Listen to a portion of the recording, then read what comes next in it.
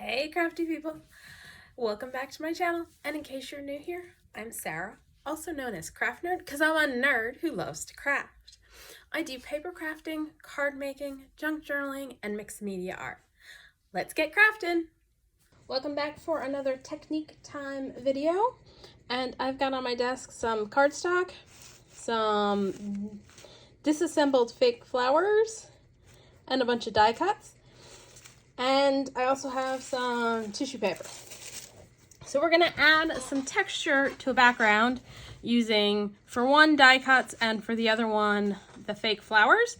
And I am going to shift the die cuts over, put away one of my pieces of cardstock, and grab my Liquitex matte medium. For this, you can use pretty much any liquid glue you have that you like using. So I'm just getting out a plate to put my Liquitex on. You can use Mod Podge, PVA glue, any kind of spreadable glue. And I am just going to basically glue my disassembled flowers onto my piece of paper as step one.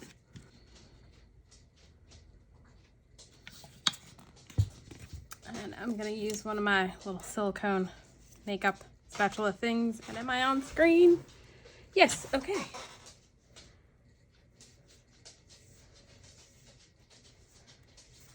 just gonna put a little down, place my flower, spread some over top.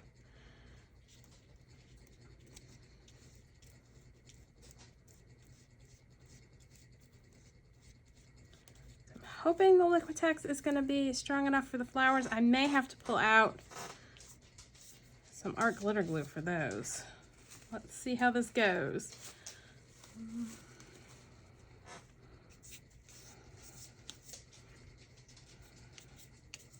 Because that one's not stuck down all the way. Let's see how this one works.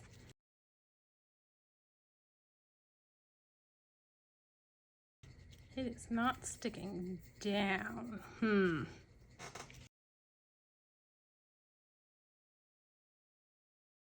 It's almost down, but not quite all the way down. All right, to help this out, I think I'm gonna grab my art glitter glue and add glue to make sure my petals stay glued down. We're gonna do a layer of tissue paper, or tissue paper on top. So I just wanna make sure these are gonna stay in place. Oh, this is gonna be messy.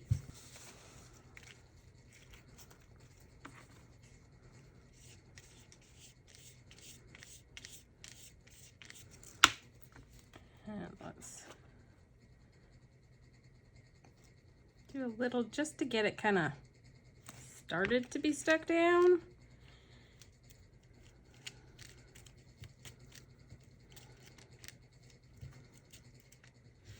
Kind of just to help hold it in place. All right, I think I'm just gonna switch to our glitter glue because clearly the Liquitex is not strong enough.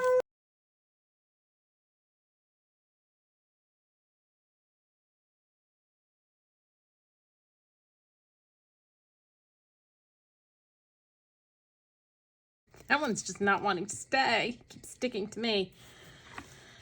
All right, hopefully the solution will be when we add the layer of tissue paper on top. So let's glue this down. Hopefully, maybe, perhaps, possibly. All right.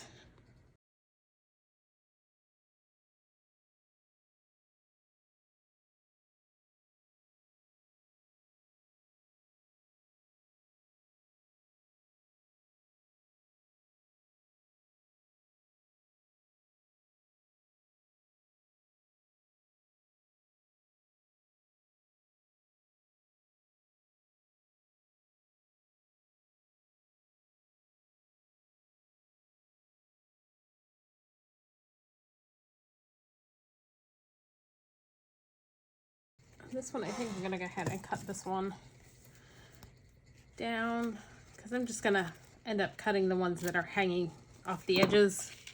I might as well just try that and see if that works a little bit better.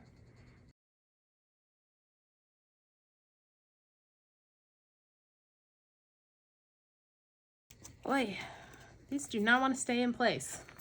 So we're gonna see how this goes. This may not work out. This may all be going in the trash after I'm done. All right.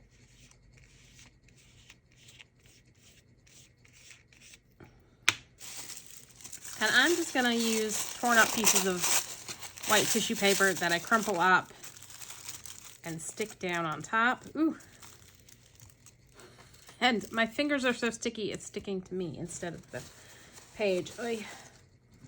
All right, let's grab another spatula.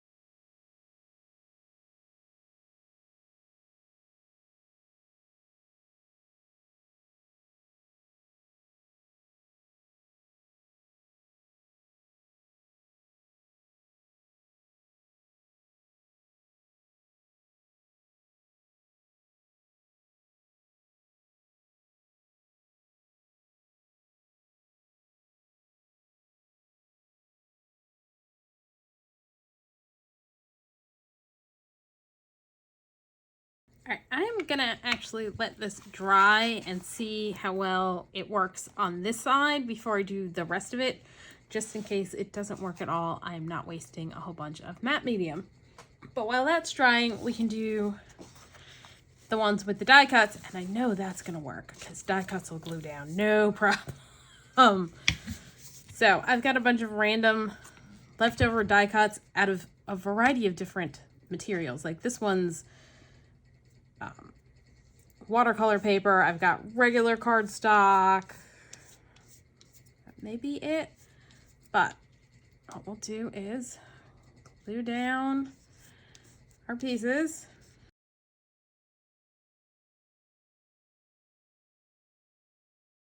I've got a bunch of gears and keys and just random pieces that have been sitting in my stash for who knows how long, and we're just gonna glue them all down.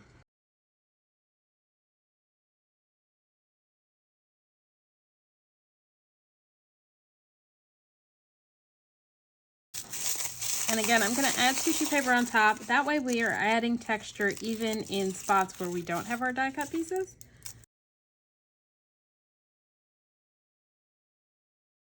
And I'm just making sure I get the tissue paper squished into crevices around my die cuts so that you can still see the shape of the die cuts.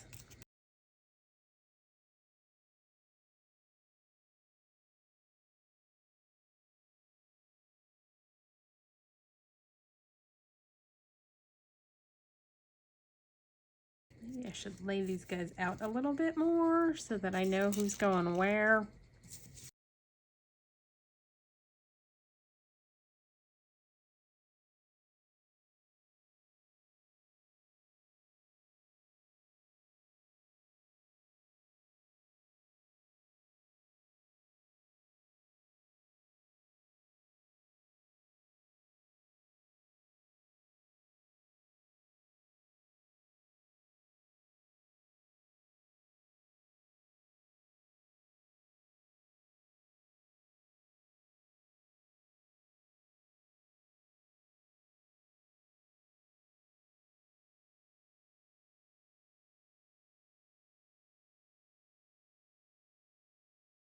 All right, there we go. Let's get everybody glued down.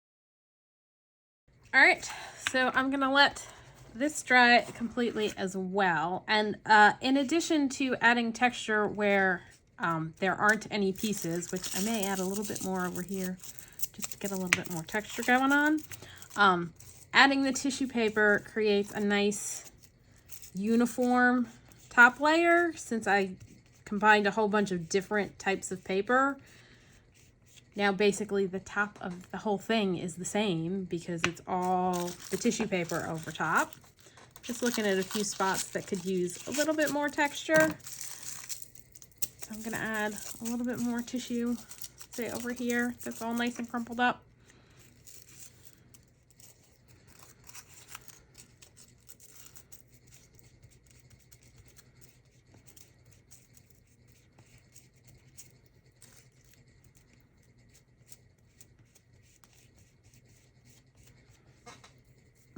All right, gonna let this dry and I'll be back and we'll see how the flowers are doing.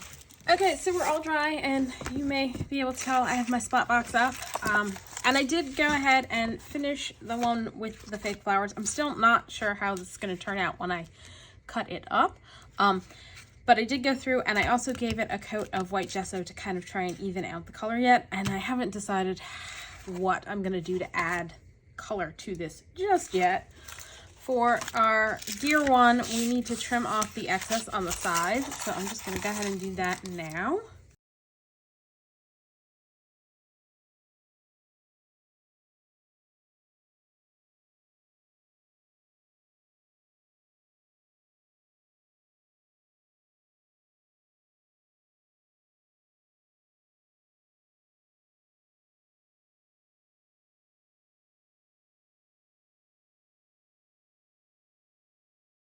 And I have gone back and forth in my mind trying to decide what I wanted to do for adding color to this piece. And yeah, it's a little warpy, but I figure we'll wait until we've added color completely and then you can either flatten it under a book, attach it to another piece to stabilize it some more.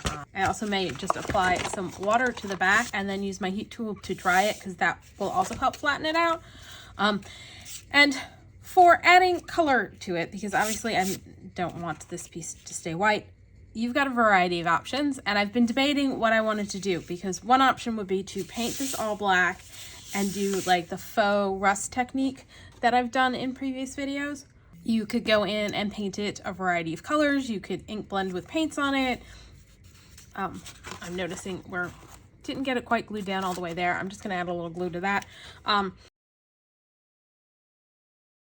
You can also add inks to it, powder pigments, like whatever mechanism you want to use to color it should work. Oh, and we've got tissue coming up there. Because we use the matte medium, it should have enough grip to it that you can pretty much use any method you want for adding color. And so I decided instead of going with the faux rust option, I was going to pull out my Distress spray stains and Distress Oxide sprays. So I have grabbed my old favorites for this kind of thing. I've got Salvaged Patina stain, Distress spray stain and Distress Oxide spray. I've got ground Espresso, Distress spray stain. I've got Distress spray stain in old paper, Uncharted Mariner in stain and oxide, and actually I want to grab one more. Grabbing some antique linen in oxide spray. Now, before we can start using the oxide spray, I need to shake them up and get the oxide mixed because storing them upright, they separate. You can see the separation going on in that one. So I'm going to shake those all up. And I'm going to store them off to the side, out of the way, on their sides, so that, because that tends to keep them better, makes for faster mixing when I go to actually use them, because the oxides disperse over a wider area. So I'm just going to get them shook so that we can get them started. Spray stains doesn't mix, so you don't need to worry about that. I'm also going to grab my Distress sprayer with water in it. And I'm going to make sure I have a few cleanup pages. So I've got some scrap pieces of watercolor paper handy to clean up any mess off of my desk, so I'm not wasting all of the pretty colors. So let's start with, let's add a little old paper. A couple light spritzes of Uncharted Mariner, because a little bit of that goes a long way. Some Salvaged Patina. Gonna go lightly with the ground Espresso. And now I'm gonna come in with my oxides and add some Salvaged Patina.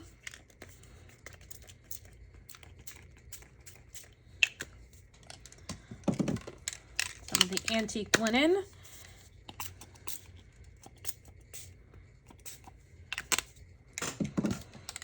And Uncharted Mariner. Now I'm going to add some water.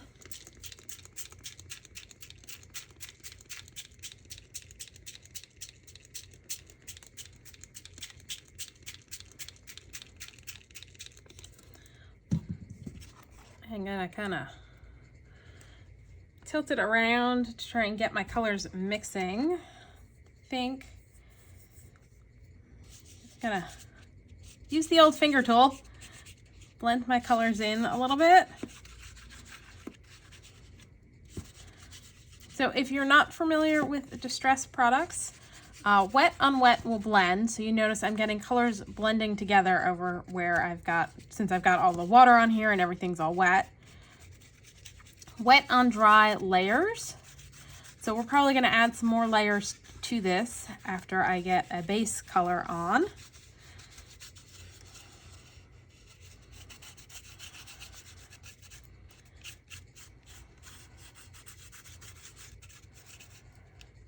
I'm going to hit this with my heat tool to get it dry.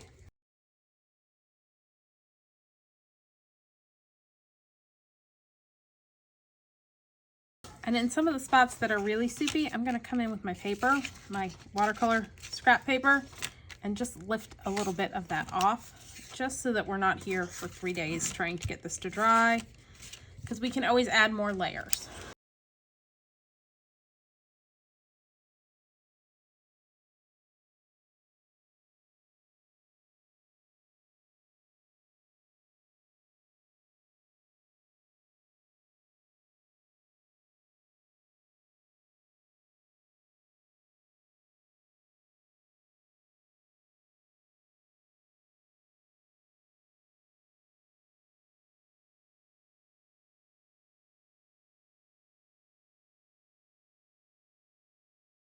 I am really liking the colors we're getting on this, but my edges are a little white still, so let's come back in and add some more color on the edges. Add a little of the antique linen to each corner, a little bit of the ground espresso on the very edges, and I may do a few splats across the whole thing. Salvaged Patina.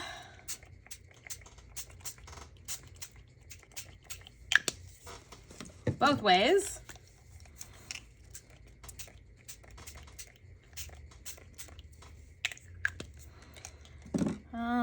Might as well just go with all the colors again. Let's see, I haven't added you.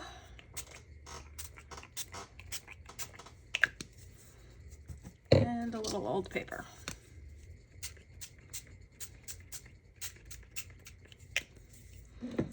And water.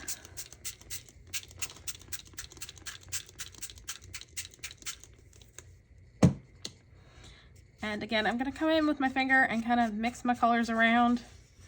So yeah, I'm you know, all for getting messy in my crafting.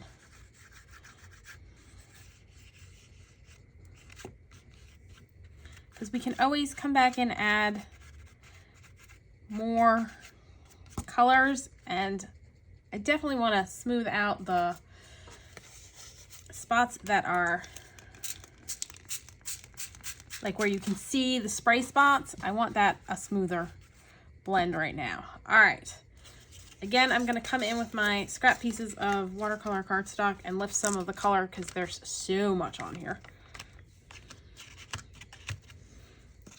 and hit it with my heat tool.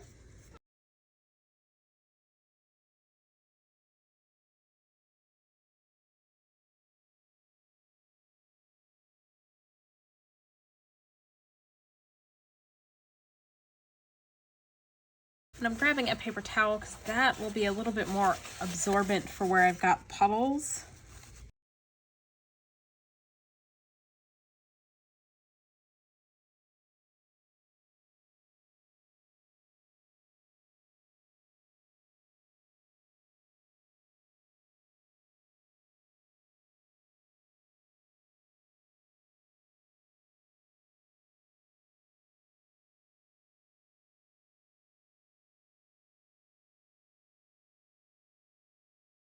Okay, it's mostly dry, and I think I want to add some more, do some more play with this, but I want that play to be very targeted, and so I think what I'm going to do is set this aside and let it completely air dry.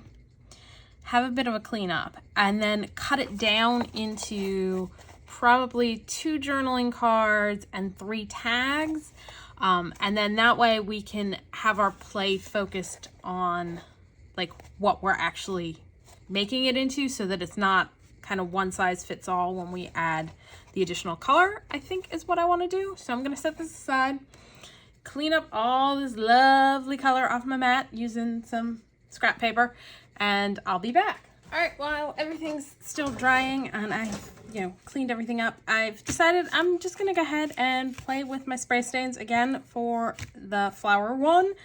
But this time I've grabbed Squeezed Lemonade Oxide Spray, Wild Honey Oxide Spray, Mustard Seed, and Vintage Photo. Those are all oxides. I'm probably going to pull in some of the Antique Linen, and Old Paper Spray Stain, and I've also grabbed Antique Linen Spray Stain and Tea Dye. And if you haven't guessed by now, yeah, I'm thinking this is going to end up being for cards and tags for my bee journals, since I still need lots of stuff to fill up pockets for those. And I've got a dog being antsy pantsy puppy, so I'll be right back. And I'm just gonna do pretty much the same thing I did last time and spray a bunch of spray stains and oxides.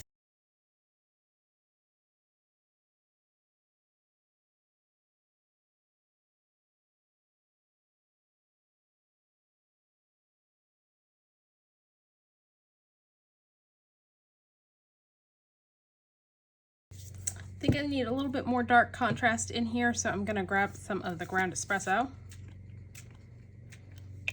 That may be too much, but we shall see. Let's add some water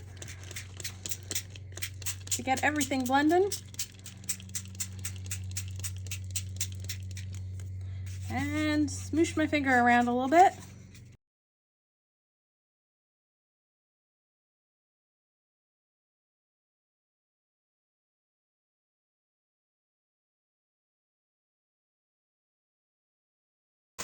Going to sap up some of the spots that are especially puddly, and then hit this with my heat gun.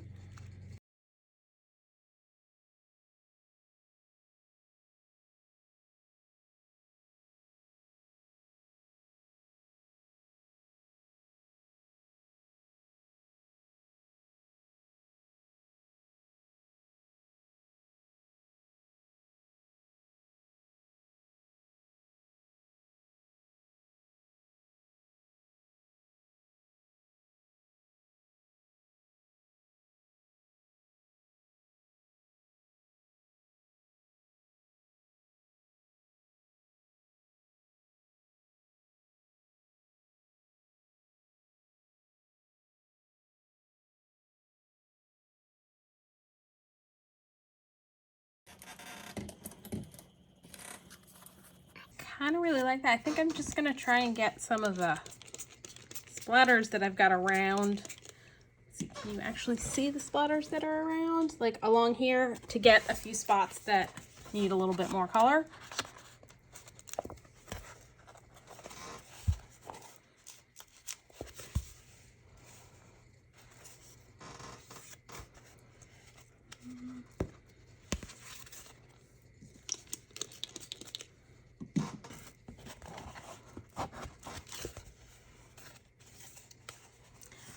And I actually think I really kind of like that. I'm going to set it aside and let it dry on its own. And probably once we cut up and, cut it down into its component parts, it may get more inking added to it.